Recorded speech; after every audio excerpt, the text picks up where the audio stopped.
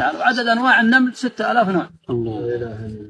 2 ملي طول النملة، 2 ملي، فيها قلب ينبض، فيها جهاز عصبي، فيها جهاز هضمي، فيها جهاز تناسلي، فيها جهاز تنفسي، وهي 2 ملي، وهي 2 ملي فيها كل هذه الأجهزة. من اللي خلقها؟ الله. من اللي علمها؟ من اللي يجري نبضها وقلبها والدم في جرينها؟ إلا المولى سبحانه وتعالى.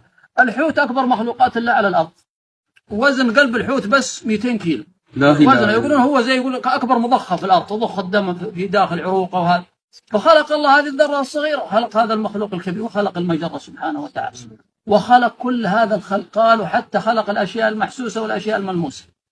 خلق الجوع وخلق الشبع. الله قادر أن يخليك ما تجوع، ما تجوع.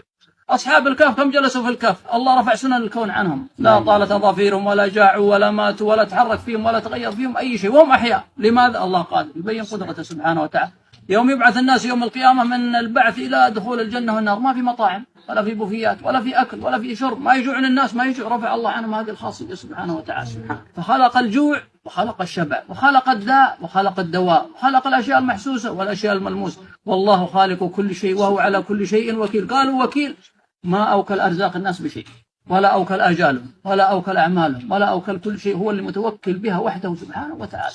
لذلك قال إن الله هو الرزاق ذو القوة المتين، ما يرزق إلا الله. إن الله هو الرزاق ذو القوة المتين. قالوا ليش الكلام عن القوة مع الرزق؟ قال عشان تعرف قوة رزقه سبحانه وتعالى.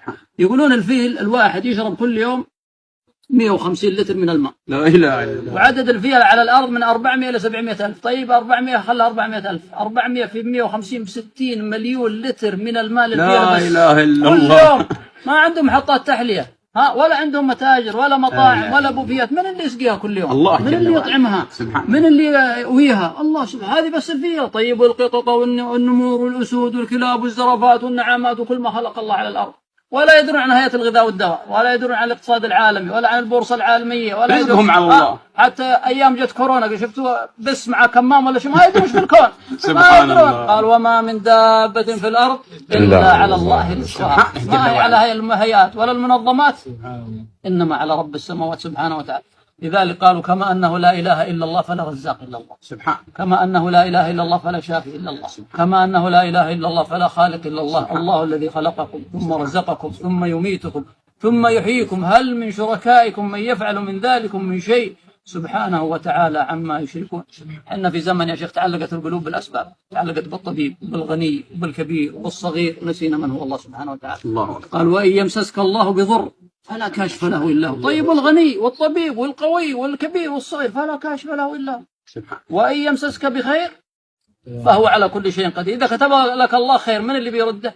من اللي بيدفع عنك؟ ما حد يستطيع. لذلك في وصية لابن عباس قال واعلم أن الأمة لو اجتمعت، الأمة كم فيها رئيس وكم فيها غني وكم فيها وزير وكم فيها دكتور وكم فيها طبيب وكم فيها مهندس، لو اجتمعت على أن ينفعوك بشيء، ما هو أشياء، شيء واحد، قال لم ينفعوك بشيء. الله أكبر. إلا بشيء قد كتبه الله لك. واعلم أن الأمة لو اجتمعت على أن يضروك بشيء لم يضروك بشيء إلا بشيء قد كتبه الله عليك. رفعت الأقلام وجفت الصحف. الموضوع منتهي ومحسوم ومكتوب. لكن فكر في الله، تعلق بالله، لا يتعلق قلبك بغير الله. واعلم أن ما أصابك لم يكن ليخطئك وما أخطأك لم يكن ليصيبك. إذن الأمر من؟ لله، من قبل ومن بعد سبحانه وتعالى. لذلك على قدر ما نسمع عن الله وعن قوته وعن عظمته وعن ملكه، والشيخ دائما يركز على الشيء هذا، أسأل الله أن يكتب أجره، على قدر ما تحيا قلوبنا يا أخي تتغير صلاتنا يا أخي. قالوا أنت لن تعبد الله حقا حتى تعرفه حقا، أنت لن تخضع ولن تسجد ولن يأتي الخشوع ولا الخضوع ولا التذلل في أصل العبادة إلا إذا عرفت الله سبحانه. هذه دعوة لمعرفة الله يا أخي. اسمع عن الرزاق، اسمع عن الشافي، اسمع عن الغني، اسمع عن القوي، اسمع عن الملك، اسمع عن مالك الملك سبحانه وتعالى، عشان قلوبنا تتغذى. أختم يقول ابن القيم رحمة الله عليه كل عضو في هذا الإنسان له وظيفة، فإذا لم يقم بهذه الوظيفة فهو مريض.